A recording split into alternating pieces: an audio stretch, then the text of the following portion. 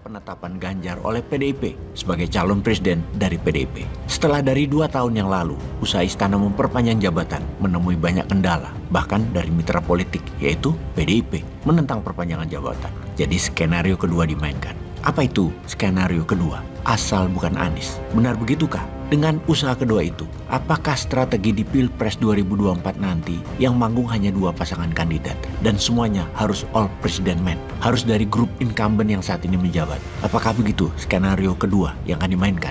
Apakah skenario yang sedang dijalankan dengan PK atau peninjauan kembali masalah Partai Demokrat dan diusahakan menang PK tersebut atas kelompok pro istana mengalahkan Partai Demokratnya Pak SBY adalah mungkin salah satunya? Kita tidak tahu juga. Atau mungkin Nasdem nanti akan belok di tengah jalan. Kita nggak tahu juga. Demi masa depan bangsa, ada baiknya kita menganalisa kemungkinan-kemungkinan ke depan. Kita akan melihat strategi-strategi apa lagi yang akan muncul dari KIB, Golkar, dari Gerindra, dari koalisi Anies, dari PDIP yang masih berliku, masih panjang, dan banyak varian langkah caturnya. Sesungguhnya bisa ada 4 calon pasangan presiden ke depannya. Secara perhitungan peta politik pemilu 2024 bisa dibuat 4 kekuatan sebagai berikut. 1. PDIP Perjuangan maju sendiri atau bergabung dengan P3. Suaranya sekitar 22,26% atau 25,56%. Nomor 2 Gerindra dan PKB 23,66%. Nomor 3 Nasdem, Demokrat dan PKS 28,30%. Terakhir nomor 4 adalah Golkar dan PAN 22,43%. Jadi kita melihat akan banyak variasi perkiraan permainannya. Dengan anggapan Anies gagal dibendung, di mana koalisi perubahan untuk persatuan tetap solid, tetap maju mendukung Anies. Partai Demokrat tidak berhasil digulingkan dengan PK dan Nasdem solid mendukung. Maka permainan berikutnya adalah dikepung dengan 4 paslon atau 3 paslon. Ini semua tergantung Golkar dari sisi keberanian. Jika Golkar berani membentuk koalisi dengan PAN misalnya mengusung calon presidennya sendiri, maka 2024 ada 4 calon presiden. Dengan 4 calon presiden di mana 3 paslon adalah all president men dan akan menarik kepungan terhadap Anies. Di sini akan membuktikan banyak hal. Apakah Pak Jokowi sudah kena lame duck effect atau tidak? Lame duck adalah efek seseorang di akhir masa jabatannya yang tidak punya pengaruh lagi. Katakan yang bermain nanti 4 pasang. PDIP P3, Ganjar Sandi, Prabowo Erik, Erlangga Mahfud, dan Anies AHY. Perlu 50 plus 1 untuk juara dalam 1 putaran. Kalau tidak tercapai, 2 besar fight babak kedua. Kemungkinan sulit ada pemenang dalam 1 putaran dengan 4 paslon. Kalau begitu jalankan skenario 3 paslon. Ganjar Sandi, Prabowo Erlangga atau Prabowo Mahfud. Anies AHY. Kemungkinan 2 putaran juga. Gimana kalau mainkan 2 paslon? Koalisi besar Ganjar Prabowo atau Prabowo Ganjar versus Anies AHY. Nah, mungkinkah skenario 2 paslon ini bermain? Koalisi super besar melawan koalisi perubahan? Menurut Bosman, mainkan 3 atau 4 paslon dulu untuk menentukan siapa frontman secara jantan di lapangan, baru babak kedua koalisi besar dimainkan. All President Men versus perubahan.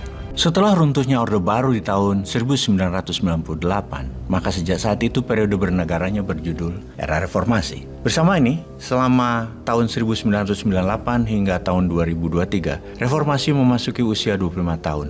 Inilah sekilas data ekonomi dalam kurun waktu 25 tahun. Kita awali dengan posisi hutang. Data posisi hutang Indonesia per 31 Maret 2023 adalah 7.900 triliun rupiah atau naik 738%. Naik sebanyak 6.900 triliun rupiah dari hutang Indonesia pada awal reformasi di tahun 1998, yaitu sebesar 940 triliun rupiah saja. Ini menunjukkan dalam kurun waktu 25 tahun reformasi, posisi hutang Indonesia tumbuh 30% setiap tahunnya atau bertambah 278 triliun rupiah per tahun. Ada 5 pemerintahan dalam masa reformasi, di mana reformasi ditandai dengan jatuhnya Presiden Soeharto, kemudian berlanjut dengan Presiden peralihan Pak B.J. Habibie, yang dilanjutkan ke pemerintahan Gus Dur Megawati di tahun 99 sampai 2004, kemudian Pak SBY tahun 2004 sampai 2014, kemudian Pak Jokowi 2014 sampai 2024. Secara data pemerintah reformasi hutang dalam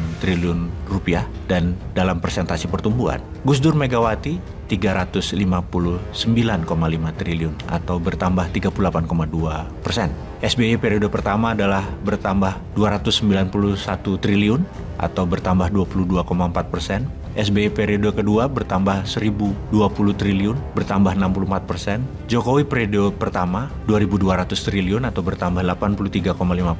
Kemudian Jokowi periode kedua bertambah di 3.100 triliun atau bertambah 64,6%. Penambahan hutang negara dalam kurun waktu 25 tahun dalam era reformasi adalah berjumlah 6.900-an triliun atau plus 738%. Secara jumlah terjadi dalam kabinet Pak Jokowi, yaitu Kabinet Indonesia Kerja dan Kabinet Indonesia Maju sejak 2014 sampai 2023. Akumulasi total hutang tercatat sebesar 5.270 triliun rupiah atau hampir 6 kali lipat dari periode Pak SBY dan hampir 20 kali lipat dari periode Gus Dur Mega. Hutang ini belum termasuk hutang infrastruktur kereta api cepat yang dinyatakan akan dilakukan pada April 2023. Besar kemungkinan posisi hutang di akhir kerja Kabinet Indonesia Maju di tahun 2024, beban hutang akan melampaui 9.000 triliun. Posisi hutang akumulasi ini adalah posisi hutang terbesar dalam sejarah NKRI berdiri sejak tahun 1945. Surat hutang negara mayoritas dimiliki Bank Indonesia dan perbankan pertanda beratnya untuk ditanggung oleh pemimpin, siapapun itu di tahun 2024 sampai 2029 pada Global Bond RI. Hasil ekonomi reformasi dapat kita simpulkan, utang tumbuh tapi kesejahteraan per kapita turun. Kecepatan pertumbuhan utang dalam 25 tahun, yaitu tahun 99 sampai 2023, kira-kira adalah 31%-an per tahun, sementara PDB per kapita dalam kurun yang sama hanya 8,55% per tahunnya. Ini menunjukkan selama 25 tahun reformasi penambahan utang tidak sebanding dengan penambahan kesejahteraan per kapita masyarakat Indonesia. Lantas untuk apa era reformasi berhutang bila kesejahteraan rakyat tidak ditingkatkan atau tidak terangkat? Patut diingatkan berdasarkan data BPS tentang PDB per kapita atau GDP per kapita. Di zaman Orde Baru tahun 1971 hingga 1998, PDB per kapita meningkat tajam dari 5,1 juta rupiah tahun 66 naik menjadi 18,9 juta rupiah di tahun 98 atau meningkat secara tahunan 12% dalam 32 tahun berkuasanya Orde Baru. PDB per kapita era reformasi adalah 97 sampai 2022 dari 6,8